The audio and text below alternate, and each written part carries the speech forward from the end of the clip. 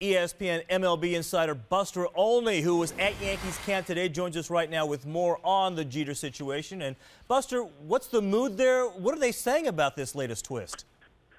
Brian today, in speaking with reporters, talked about how he feels like the reality is starting to set in for Derek, because Derek, of course, had been focused on coming back on opening day.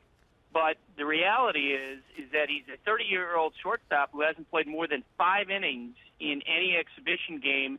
And on Saturday, all he served was as a DH, and he got sore after running 50% to first base 4 times. So that tells you he's got longer to try to come back. Well, then, what is the concern right now? Then this could be a lingering issue, not just for the immediate future, but for the rest of the season. Brian tends to, I think because he's respectful of Derek's goal setting, he's not saying, well, I'm really concerned or I have long-term concerns about where this injury is. But look, I mean, the reality is he's not able to go on the field. And Brian did say that until Derek can show that he can play 9 innings back-to-back days at shortstop, they're not going to activate him. Who knows when that's going to take place? It's clear that he's suffering a lot of discomfort merely by running at not even close to full speed.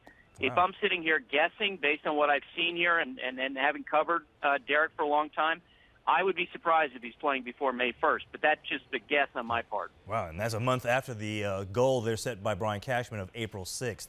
How patient, Buster, will the Yankees be to simply wait for all their injured stars to return before they're possibly forced into making some moves? It's an interesting question, and today, for example, he was asked about whether or not, Brian Cashman was about whether or not he's going to go get a shortstop, and he said no, he's comfortable with Eduardo Nunez.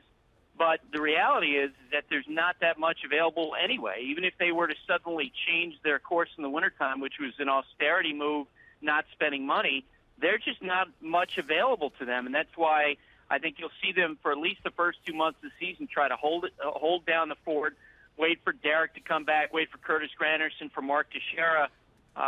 And, as one executive said to me this morning, yeah, you can go out and get something, but it's basically garbage.